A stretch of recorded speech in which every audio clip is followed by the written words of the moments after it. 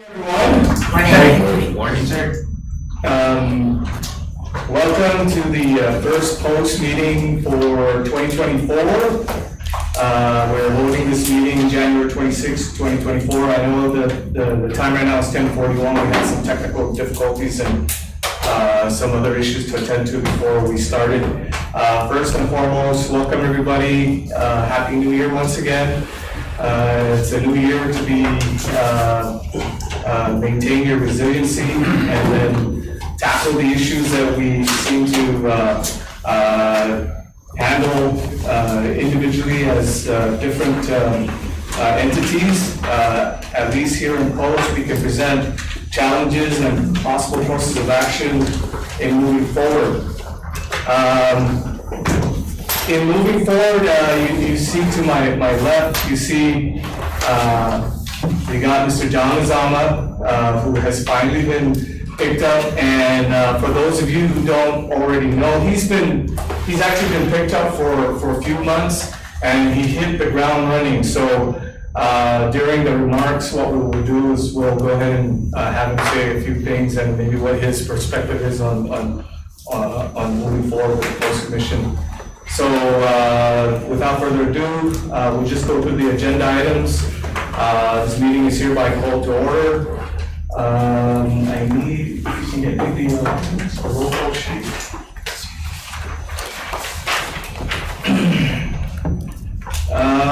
We're missing the actual log sheet for log sheet. It's in the folder. Okay.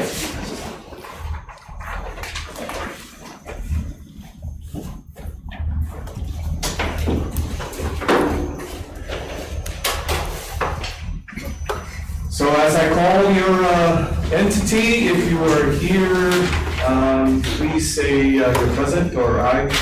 So Guam Police Department. Present. Guam Airport Police. Present. Guam Port Police. Guam AG's Office. Present, sir. Guam Customs and Quarantine. Present. Guam Department of Corrections. Division of Aquatic and Wildlife Resources, Guam Department of Agriculture. Present for them. UOG. Guam Community College. Unified Courts of Guam, Marshal, Judiciary. Present. Guam Fire Department. Unified Courts of Guam, Probation. Present. Guam Department of Administration, Personnel Services Division. Department of Youth Affairs. Present. GIAA Aircraft Rescue Firefighting are present. And last but not least, Department of Parks and Recreation, non-voting member. And I acknowledge the presence of DOC Director as present. Okay, we have enough for a quorum. Please take a look at the meeting, the minutes for the meeting for the last time that we were here. And if you had any things that need to be addressed, and I don't think they provided it. oh, we don't have the minutes. I'm gonna have to check with Ms. Bertha and forward that to you. Okay, we're gonna probably have to defer that. We won't be able to get to it today. Correct. What we'll do is for the next meeting, we'll go ahead and tackle the review of that. Then we'll go into the agenda item number 3. Chairman, Vice Chairman, but I would like to perhaps defer to the Executive Director, and then we'll come in to provide his opening remarks, since this is his first meeting with Post Commission. Good morning, members. Thank you for your vote of confidence in approving of my appointment as the Executive Director. There are a lot of items that have been on the agenda, and I've been working on those items for the last couple of months. My intent is to provide the commission an update on each of the items on there, and then basically moving forward, one of the things that I want to make sure is that, of course, it's the post certification. That's first and primary for the commission, where we have a requirement to make sure that everybody's certified. And so when we go into the new business, I can discuss that in further, but thank you for your vote of confidence. Happy to be here to help the commission. I think John's being a little too kind, at least with my experience in working with him. And I said this earlier, he hit the ground running, and there was a lot of things that, as the commission was moving forward in the time frame when we were absent an executive director, he actually came in and tried as much as possible to do the things to develop the way forward and crossing and bridging the gaps of where we are right now and where we need to be. And so one of the things that I keep putting out there is that as a commission, if you don't have a solid body of people working wholeheartedly to be able to accomplish the objectives of the post-commission, we're pretty much just kicking the can down the road. And so I've already been able to see how Mr. Lozano works, and I'm very impressed, and I'm very glad that he's able to come here and help us moving forward, because I know that every member within the commission has their own fires to put out, and with that being said, it's like he has gone a long way towards helping us to at least solidify the plan moving forward.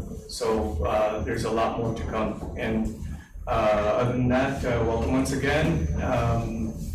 We are excited, most especially to try and move the projects that were kind of on hold in moving to the next level and beyond. So thank you. Great. Good morning, everyone. No comments. Okay. We'll move into agenda number 4, old business table pending additional information and updates. And number 1 is general force leadership structure tier. I know that the executive director has some things to say on that. One of the things that had happened in moving forward was that, yes, the general force leadership structure tier has been adopted by post, but in support of all that are the little mechanics that have to go in order to develop it. So we're at that stage where we have to develop the framework of what needs to happen as far as the different responsibilities for the different entities, development of position description questionnaires, working with the Department of Administration and the Civil Service Commission. And I believe we may need to also have a public hearing in moving forward. We would need to go through the AAA process. Yes, so that's where we're at with that. But the biggest milestone really was the adoption of the force structure. So with that being said, every law enforcement entity should take a look at it and see how it best fits their needs. I can tell you that not all entities may be able to fit everything because of their size. But for the law enforcement agencies, like the police department, you can readily go from LEO 1 all the way up to LEO 15. And in some cases, your tier would stop at maybe the mid-level or mid-level supervisory and maybe just one member from the top tier. So in moving forward, we're gonna have to make sure that we're working in tandem with everybody and in tandem with the Civil Service Commission and the Department of Administration in working to create a product that fits the needs of all the law enforcement entities. Do we have any discussion or questions on agenda item number 1? If I may, I think, in order to provide the updates to everybody, I was upon my request to the chairman and the co-chair to table the items and under old business, and the reason for that is I actually have meetings set up with different agencies, including Department of Administration, as far as proceeding with all the items under old business. I feel that it's important that we provide all the commission members as much information up front as possible. But I feel that if I can do some of that legwork in the background, and that way I can present something to you that's tangible, that you can actually look at, because there is something I'm working with DOA that we can actually put it up on the screen and everybody's gonna see where they're at, where they're placed, what are the requirements for those positions, and how are they gonna be able to progress forward if we implement the new force structure with the LEO ranks and file. So I think that's why I'm working on that. But rather than getting into it, like I said, I think if we could just agree to table the old business, and by the next meeting, I'll have something for everybody to review and see. I motion to table the whole business to further. Okay, so no further discussion on items 2 through 5 then, if we're okay. Yeah. Because this is just rehashing stuff that we've been trying to work on before. Yes. Do I get a second? Second. Okay, motion made by GPD to table and seconded by DOC. All in favor, say aye. Aye. Okay, motion carries. We will now move on to agenda item 5, new business. So without further ado, Mr. Guzman. Once again, good morning. With regards to the administrative side, I just want to give the commission an update. We do have a budget. That has actually been, I've looked at our budget. We have personnel costs, we have equipment, obviously we have building rental, and we also have money for contractual services. Just to let all the commission members know, I've already in the process of paying for this year's subscription to Police One.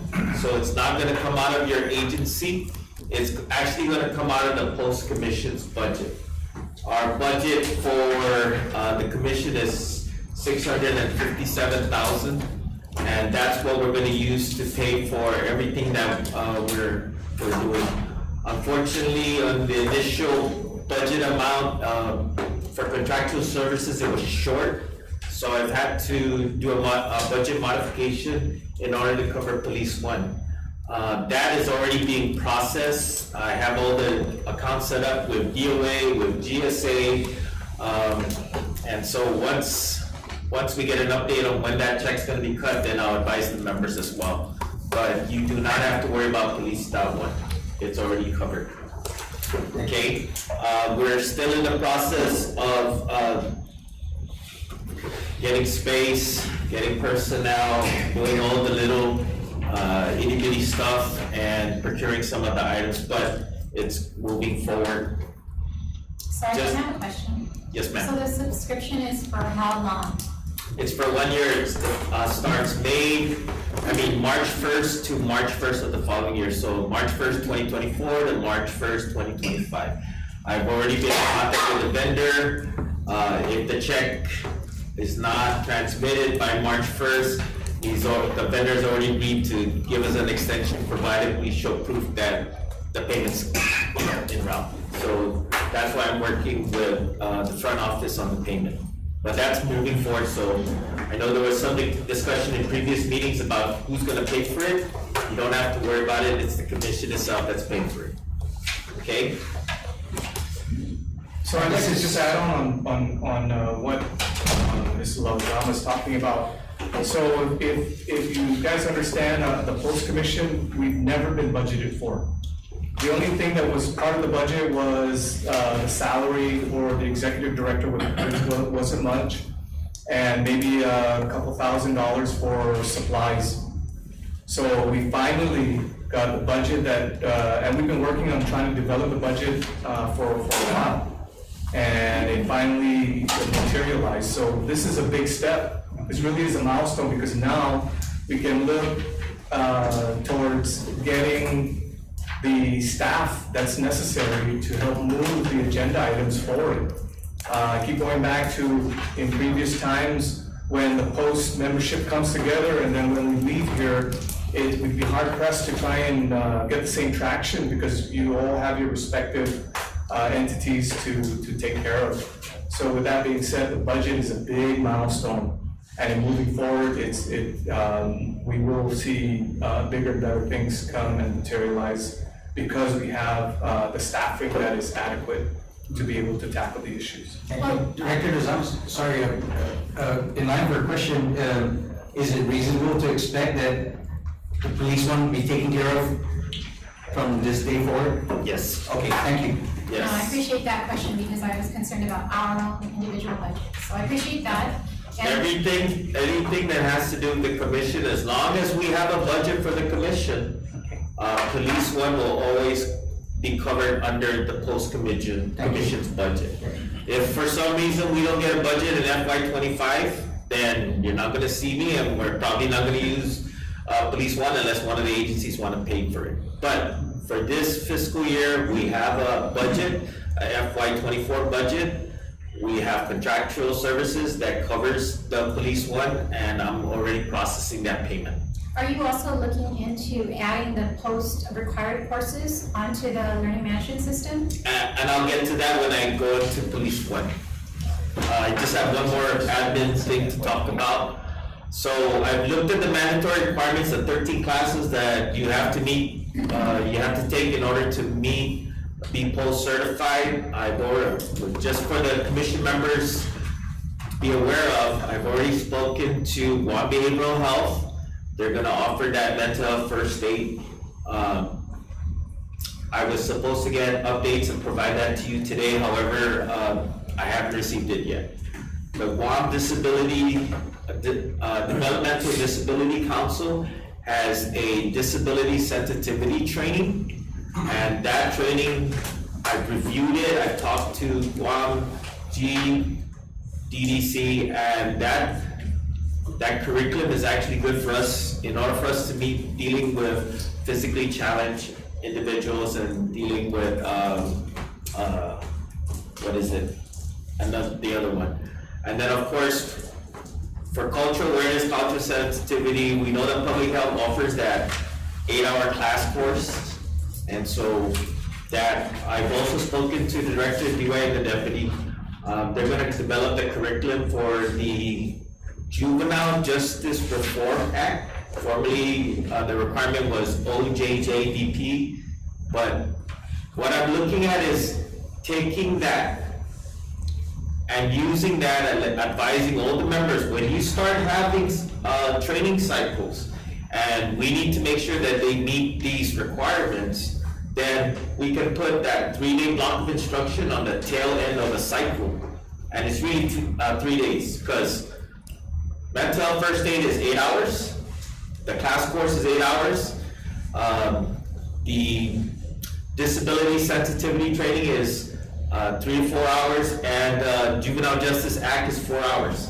So we take a cycle and you have 30, 10 people go to mental health the first day, on the day one, 10 people go to a mental health first aid, 10 people go to the class, and 10 people take both the disability sensitivity training and OJJDP. They do a round robin, and that way within a 3-day block of instruction, you will complete those courses. And that'll get them all post-certified. And I think that's, moving forward, that's the way we should do it, is just make sure that we check that block, because it is mandated by law that they take those classes. And now we have subject matter experts from those specific areas that can actually instruct it. And I think that's an advantage for us, because you can give your academy whatever admin time to do and just bring in the instructors to teach it for 3 days on a round robin. It works out really well, because most of the time they only want 10 or no more than 15 people in a class. So. And for each instructors. Right, and I think that's a good one for us to take advantage of, because it is out there and it does. I've looked at the curriculum. Members, if you wanna see the PowerPoint, I'm willing to share it with you. Just know I was advised that it's proprietary, you can't take it, you can't teach it, you can't use it. But if you just wanna look at it to see what it covers, then yeah. I can come to your office and I can show it to you. I'm willing to do that. Okay? So that's what we have going on. I'll move on to the next item, which is the Police One update. So, Police One, we've been using it for about a year. We have the subscription for this year, for a whole year. As the Commission Executive Director, my thing is, I wanna make sure everybody's post-certified. Because you're gonna get the question, I'm gonna get the question as well, are they post-certified? So, why don't we do the best thing is, we maximize the use of this learning management system, which is Police One, and we do it. We already have post applications that were approved by the previous executive directors. Chief Ignacio approved, Chief Camacho approved. I have even seen, application approvals from the initial executive director, Dennis Santo Tomas. So, I can't tell you I have all of them, but I have most of them. And my intent is very simple. If every agency can load all their members onto Police One, I will make sure that their post-credential, which for now will be the post-approved application, loaded onto your officer's credentials. That will satisfy the basic requirement. I don't care. It doesn't matter if you're category 1 or category 2 or category 3. Whatever's approved by the previous executive directors, then I'll do that. The other thing I've done is, for those that have come to myself and Chief Ignacio over the last 3 months, that are not employed, under the Police One, I've created a post-commission, and I have a pre-employment group. And so these are onesies and twosies that have come to see Ms. Bertha and myself and say, how do I get post-certified?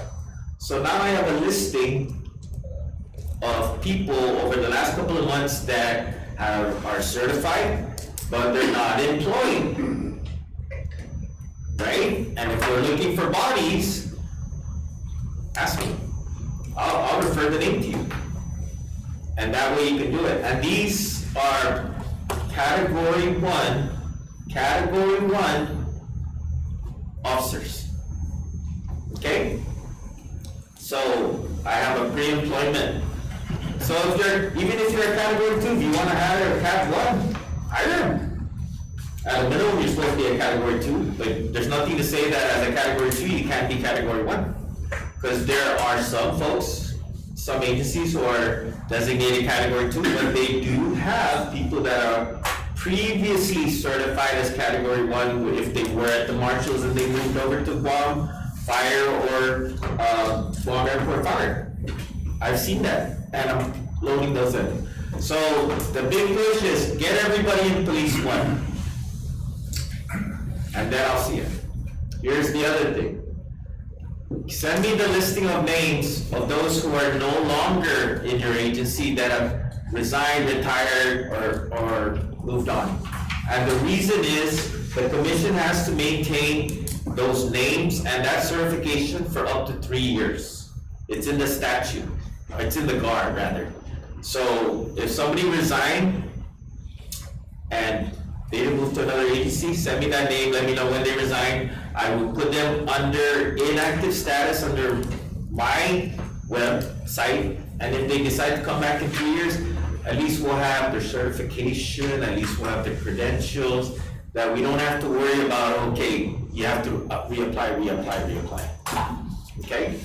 So it's just making sure that we have everybody, all the active members in. If you need me to come to your agency and talk to you about how to do Police One, I will come to your agency. I will do it for you. Director, I got a question. The governor, just a couple of years ago, designated our forestry arson investigators as peace officers. Have they been included in the Police One? No, they haven't, but they will be. All I need to know is when, okay, if they were included, if you give me the statute that includes them, then I can put them in. But it also means we're gonna, if they didn't amend 17 GSA, and if they didn't amend 27 guard, then we actually have to meet as a commission and get that done. It wasn't amended. That's that's where we need to make sure legally we're doing it right. So if it was proposed under 17 GSA, then we have to go to legislature. If it was proposed under 27 GAR, then the commission itself will do that. So that's easy. If you want, just send me the information and I will look at it. If they're required, then I'll put them in. That's too easy. And the reason why I'm asking is we work closely with their fire investigators because we are the lead fire investigation agency on the island. Yes. And I know Chief had brought that to my attention earlier, and I just haven't had a chance to look at the statute or what authority put them into the commission. I will look at it as soon as you send it to me. Roger. Thank you. Because if you don't already know, there's a bill being introduced, the 37th Guam legislature, and that's for the folks at criminal investigations to be part of the post commission. And DPR. And GPR. Rev tax. Yeah, Rev and tax. Oh, yes. Yeah, Rev and tax. DPR. Yes. So that's like Bill 3771, I believe, that includes, They're tax investigators. The tax investigators. Yeah, they've been inquiring, but they would love to attend the meetings, Yeah. just so they're. And, I believe the question they were trying to discuss was whether or not to put them listed, or do you put the director's name? And then, or department and all that, because it doesn't mention the superintendent, it just says the park police, the criminal investigator, not the director who made, So I think that was Well, what they're trying to work on. I mean, if you're gonna ask me my opinion as the executive director, I'll tell you, it needs to be the director, the boss. And the boss has the authority to designate who can be their voting member. If the director of DRT wants to send the chief investigator, that's fine, I just need a letter. And that's probably where, before the bill reports out, is try to get the forestry people Yep. added in. Yep, so those are the things that I, as the executive director, I need, so that I can, put that on my radar to be looking out for. And I'm willing to do the research on that. So, getting back to Police One, please get all your members in. Please let me know who is left. And basically, in order to get them in, if you didn't see it, we really need their name, their email address, preferably, and their official title. You can give me their date of birth if you want, but we need the name, official title, official email addresses, if we need to load them. If you have admin folks within your organization that can load them up, load them up. The key is to get all your officers and all your firefighters and everybody to accept that invitation from Police One. Because once they accept that invitation, then I can go in and I can add. And here's what I'm adding. So all the approved applications, that's a credential in my opinion. So your credentials as certified peace officers is gonna go in. All your credentials. The other thing I've created is a bunch of other credentials. I've also created basic training. So if you completed a CJ cycle, if you completed a fire cycle, a GPD cycle, airport cycle, then that's your basic training. That's your basic training. If you go to SWAT, if you go to SET, if you go to some advanced training, well, that's your advanced training. If you're an investigator, arson specialist, if you're a traffic investigator, all those are specialized training. So within Police One, I've created a basic training, advanced training, specialized training. Commission members, if you feel that I need to add other credentials, let me know.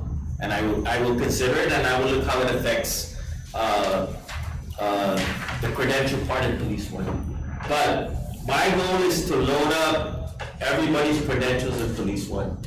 That way you can see who's certified. The other thing is, the commission is required to receive copies of your PFQTs or your physical fitness test. Well, I have a portion there for your physical fitness results as well. And because I put in physical fitness, I also put in firearms qualification.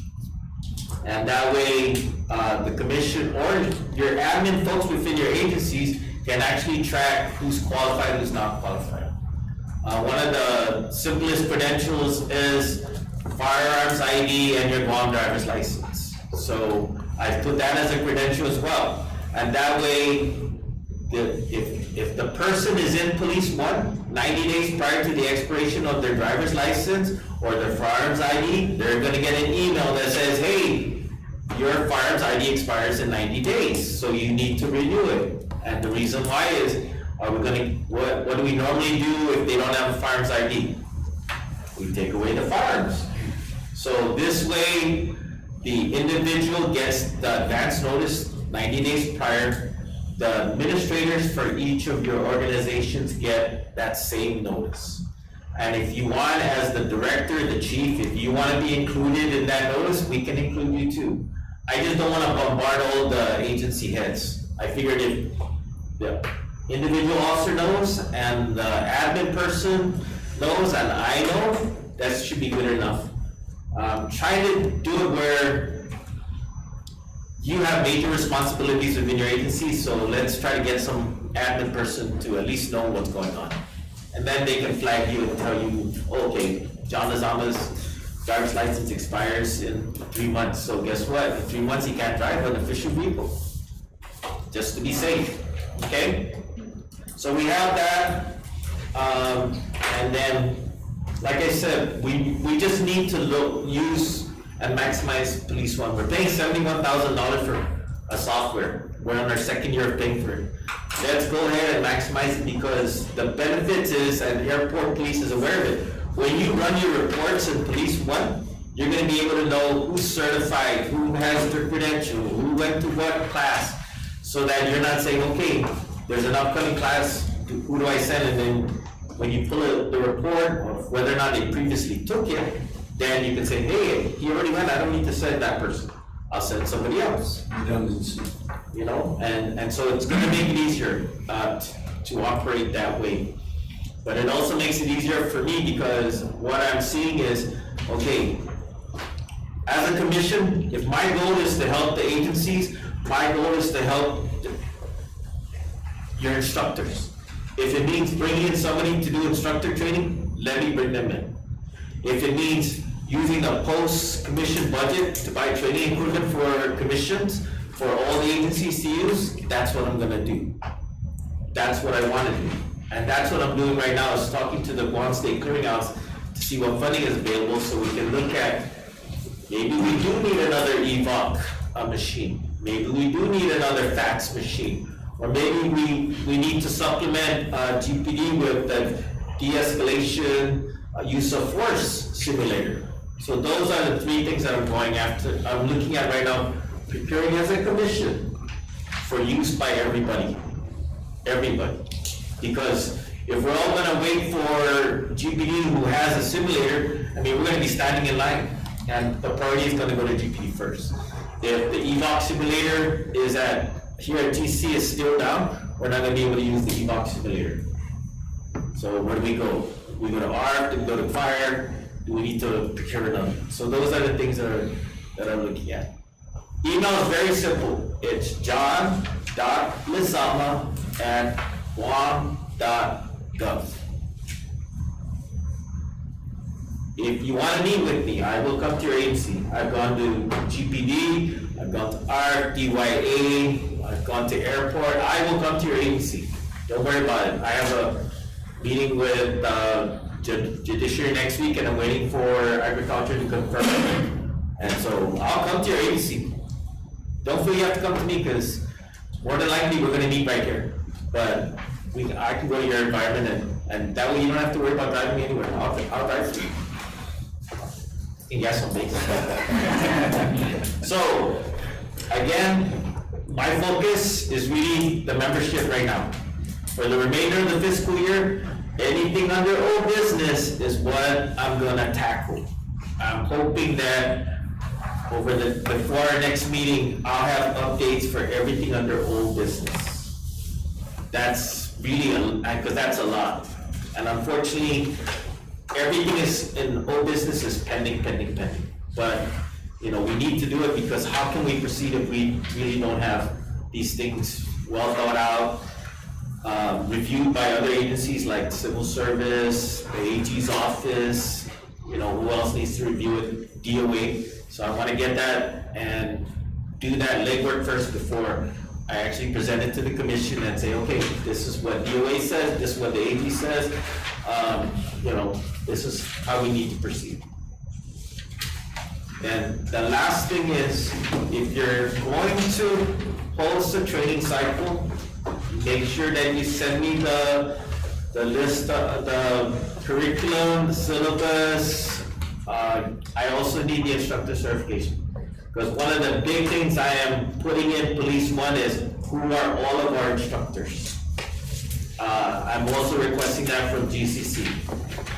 So that way, we can establish the standard course for each of the 13 requirements, and that's what we need to do. Now, that's the basic course. If we establish a 40-hour firearms course and your agency does a 48, as long as you do the 40, you can have the 80. Very simple. As long as you meet the basic minimum requirements. And as a commission, you're gonna have to vote on those standards as well, because it's coming from the commission.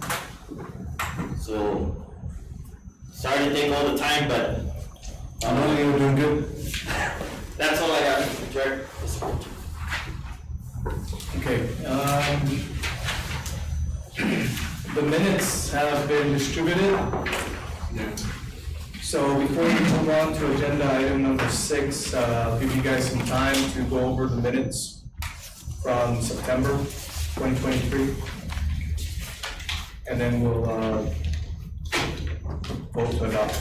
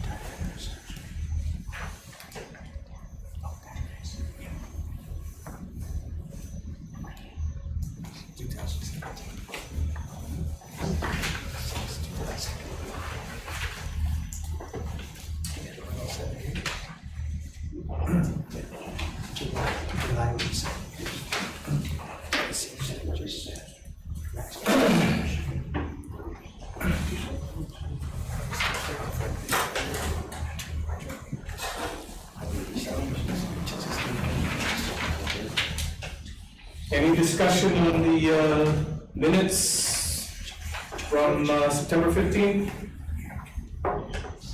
Okay, do I get a motion to approve the minutes from September 15th? I make a motion to adopt the minutes from Friday, September 15, 2023, subject to corrections. Okay, do I get a second? I'm second the motion, sir. Okay, all in favor? Motion carries. Minutes are therefore adopted. We are now moving into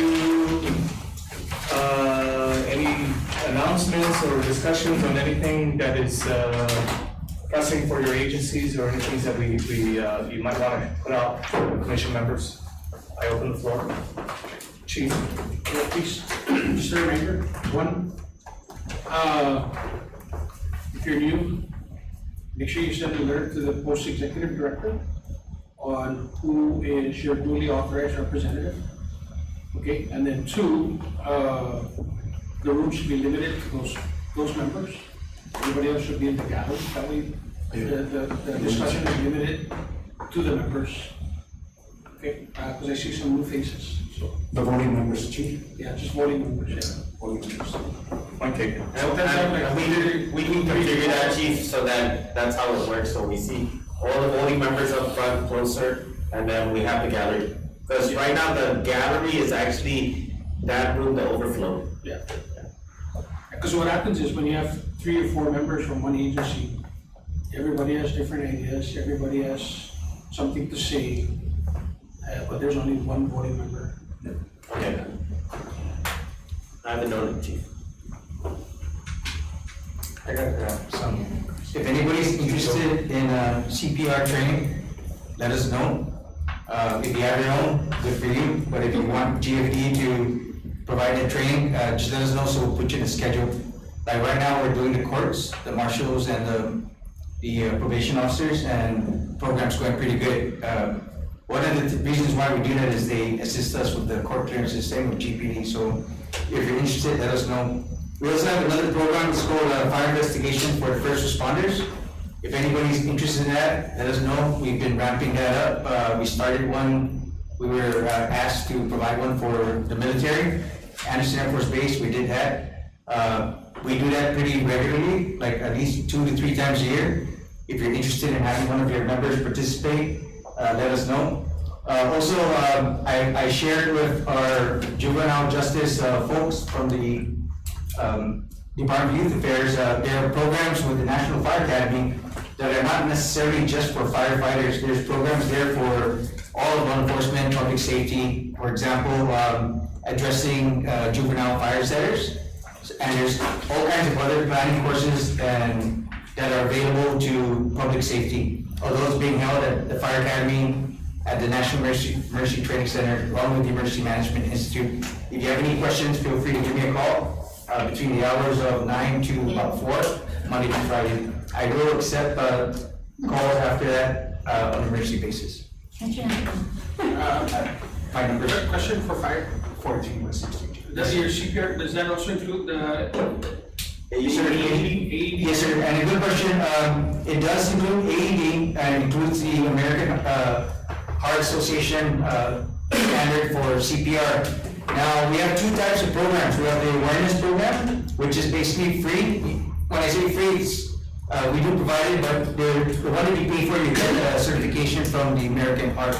Now, that one there, you gotta pay for their book, the digital book and the card. But if you're broke and you don't have that type of money, we can still provide an awareness training. Now, keep in mind, if you do make this mandatory for your folks, you're making it essentially part of your job description. And if something does happen and you're not providing that for them, you're setting them up for neglect.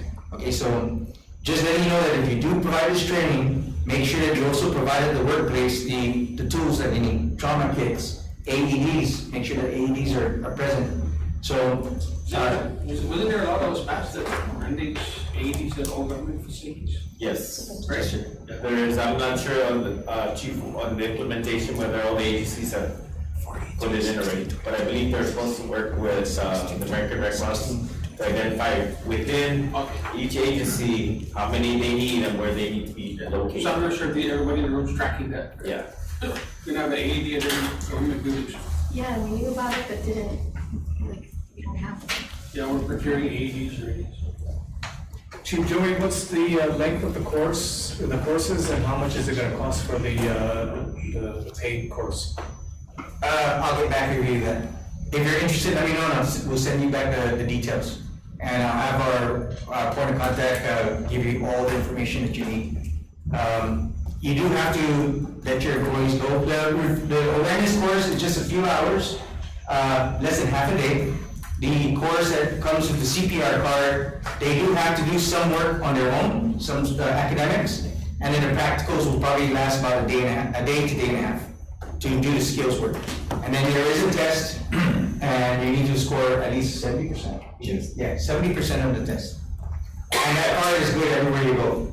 Again, if you make it mandatory, it's not like it's different if you make them volunteer, they pay for it. Whether the department's paying for it, in essence, the department is committing them to do it as if it's a job requirement. And if that's a job requirement, you need to make sure that you provide the trauma kits, the AEDs and things of that nature. Okay. I think we have to be cautious because the statute requires us to have first aid CPR certification. And because we have to have that, if you didn't, put it in your budget for the recertification, because I'm not sure, Chief, how long is the certification, was it 1 or 2 years? It's good for 2 years. 2 years. So that's something that you have to make sure that you put in your budget for recertification. Because the commission, the law says you have to be certified. In fact, that's one of the items, one of the basic courses and credentials that we're tracking within police, we're going to track within police. One is who's CPR certified. And the record, if they are certified and it's a refresher, the refresher is shorter, it's less than a day. Less than a day. Yeah. So that's how that works. So, I can look into it, but I think it's important for us to go back to your agencies and see if you actually have the money for the certification, because it is required, according to the 27 GAR, where you're required to be certified as first aid CPR. Okay? It's all based on availability, and just to let everybody know, these courses are also available outside of GFD, so if you do need it, like right away, Samantha over at the hospital, I'm sorry, Cassandra over at GMH, she can set you up for, what's it? Castro, Cassandra Castro, she basically runs the first aid CPR program on Guam. She's like one of the leading officials on it that represents the American Heart. So there's other individuals that do provide the training at cost. For the CPR book and the certificate, that you need to pay for that. One of the advantages with GFDs, we actually sort of do it for free by providing an instructor, but you still need to pay for the certificate. Refresher again is shorter. And we also have a 3-hour awareness version. You don't get a American Heart certificate for that. You could get a GFD certificate if you provide paper and mirror. Thank you, Chief. They're tough times. Anybody else? Any other announcements? Going once, going in twice? Go on. Okay, before we move to the next agenda item, the signage sheet was going on a little late, so if I could, before we dismiss, make sure everybody signs in, and please return the sheet to the front. Okay, so without being said, So, yes, for item 8, starting work for the commission, or it doesn't work, we go from, you're talking about the 29th? yeah. Tuesdays or Thursdays are better for me. That's Good Friday or Friday. So what's the Thursday closest to the 29th? 28. 28? So, I'm okay with them, mornings are good Only for Thursday. meetings, but, yeah, Fridays are not good. But that's just me, I don't know about the rest of the commission. you're here? But that's also Holy Week. No, so make sure. okay. How about you, you're here? It's Friday. We'll get you out before the church starts. Okay, so tentatively, we scheduled the next meeting for the 28th, and it did, in parentheses, it did say subject to change. So without further ado, it'll be tentatively scheduled for the 28th. Do I hear a motion now to adjourn? Okay, is that first and a second? Okay. All right, everybody have a good rest of the month. We'll see you March 28th, meeting is adjourned. Thank you very much, everybody.